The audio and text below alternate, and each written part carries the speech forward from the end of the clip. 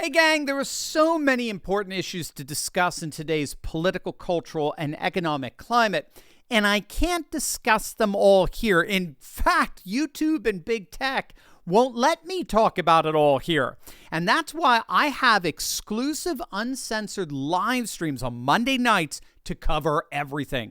On Monday nights, I share all my thoughts and answer your questions in an in-depth, casual format that prepares you for this upcoming election with the truth. Today, I want to show you a quick clip from a recent stream that I hope will help you think clearly about these important issues, as well as encourage you to join our movement. Join an upcoming exclusive live stream, and I'll answer your questions by clicking the link in the description below and joining our community of courageous patriots building a parallel economy. I look forward to seeing you over there. Well, Ahmed Gassama wants to know what are the best steps to logically convince a woke individual to leave wokeism and become a conservative? Well, it's hard. Yeah. It's very, very hard. It could be something like of what I just explained. So generally speaking, you want to affirm them where they are. You want to show, you want to build common ground. That's generally where you start. Where do we agree? And you could do that. You could say, I agree with you that liberating people from oppressive structures is a very good thing to do. What I get nervous with is how you define oppressive structure. I will be if it's slavery, I'm with you 1,000%, right? Christ set us free. The Pharaoh has been vanquished. We are brought back into paradise. We're no longer in the bondage of sin, right? Slavery is a symbol of our being turned into animals, in effect.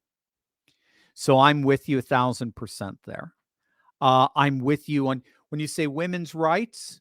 I can be with you quite a bit. I think a woman could do whatever a man could do, absolutely, sometimes even better. But I don't see the traditional family as a bad. And that traditional family gets to exercise some authority.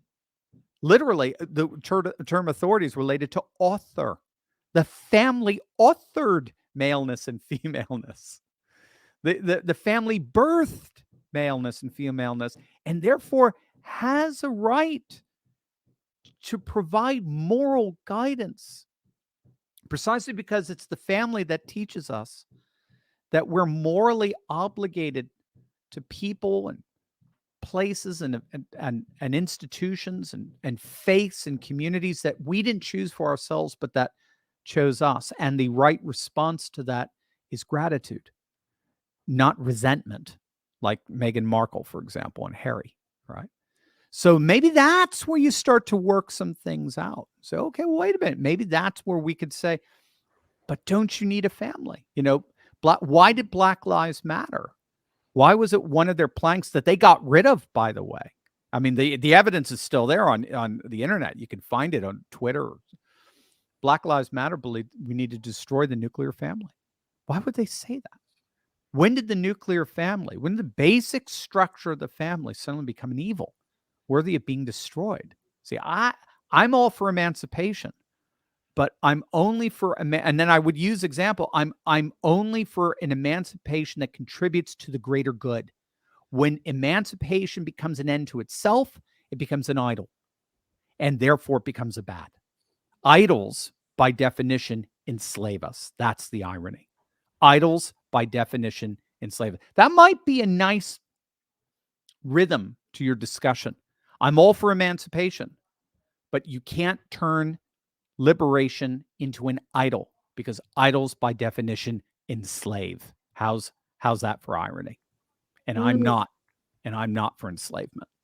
But that also means affirming good things that so many in the woke movement have designated to be oppressive.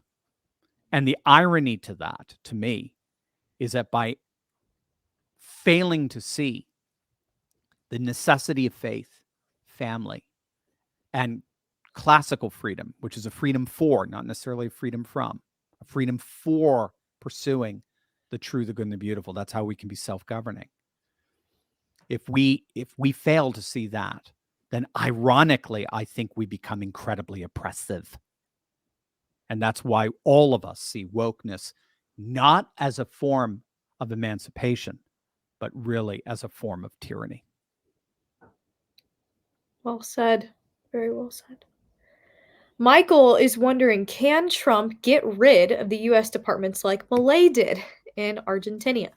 Wouldn't that be wonderful? Just slay. So this is where, like, when we're talking about trying to draw comparisons with Putin, this is where our system gets harder. It gets much harder. To be honest with you, I don't know the extent to which he can just slash departments. That may have to be approved by Congress because they're the ones who carry the purse and they can decide what to fund and what to defund.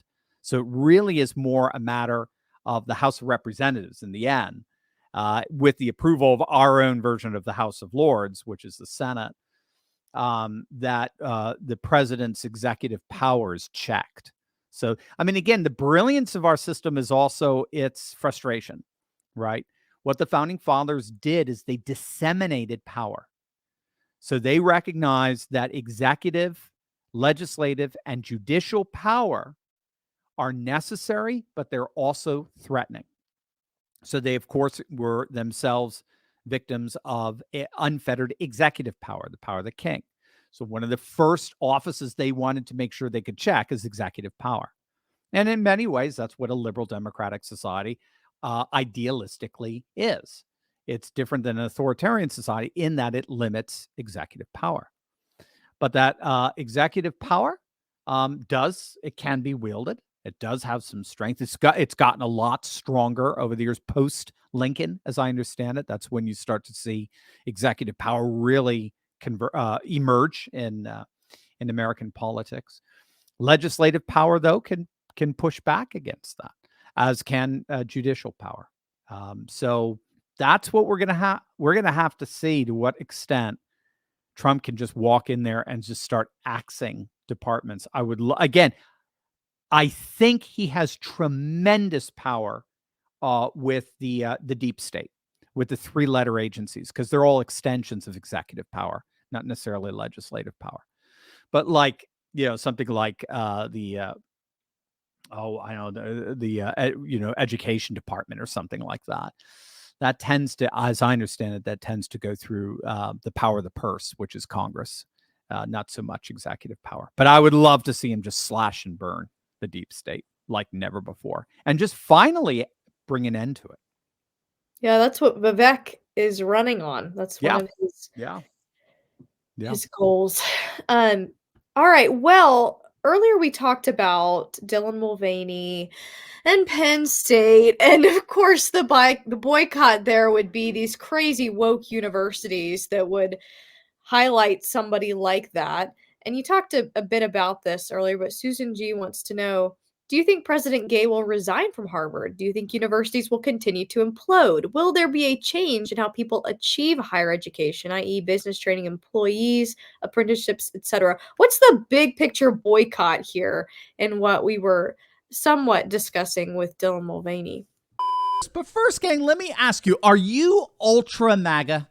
Do you want to show your patriotism as a card-carrying Trump supporter? Well, then before you do anything else, you've got to click on the link below and get your very own collectible Trump cards. Gang, these are amazing. Patriots played their anti-globalist Trump card against the left in 2016, and we're getting ready to play it again in 2024. And what better way to show your support for Trump's re-election than with these amazing collectible pieces of Trump art? These cards have a limited supply, so don't wait. Only 2,500 sets of these have been made, and they're going to come with a certificate of authenticity verifying you own an original set. These make great gifts for any MAGA patriot in your life, and if you buy 2 sets, you also get a bonus gold Trump 2024 card absolutely free. These physical cards are high quality. They're made in America. They're highly collectible. But again, there's only a limited supply. So don't wait. By the time you remember, they're likely to be gone. So click the link below right now and get your Trump cards today. Well, it's really fascinating because, again, like what I talked about, albeit a bit briefly in my fourth video today, we are seeing the left kind of go at war with each other. Or I've heard it put this way, and I think you guys know this well. Wokeness splits the left and unites the right. That's why, again, I don't think it has a future. So you take any woke issue, you put it forward, transgender athletes in women's sports, what a BLM, whatever it is, or the Palestinian Hamas issue.